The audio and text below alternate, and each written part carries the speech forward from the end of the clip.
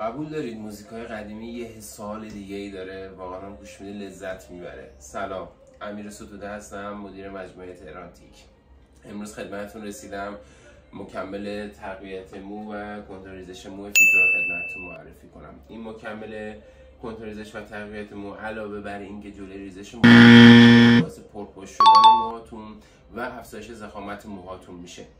این مکمل حاوی ویتامین‌های ای نه تنها برای کنترل ریزش موهاتون مفیده، برای پوست و ناخن هم یه مکمل بسیار عالیه با خاصیت ارتجاعی که به پوستاتون میده. یه لطافت خاصی بشه که میدونید نمونه‌های فیک این محصول هم تو بازار خیلی زیاد هست. برای تشخیص اصل فیک بودن این محصول دو تا روش اصلی وجود داره. یکی این که بارکدی که روی شیشه محصول درج شده با بارکد ته جعبه محصول باید یکسان باشه و روش دوم تشخیص اصل بودن این محصول اینه که به خاطر اسیدهای چربی که این قرص ها دارن باید به این صورت ته قوطی شما بچسبن، خاصیت چسبندگی دارن به خاطر اون اسیدهای چربی که تو این مکمل استفاده شده.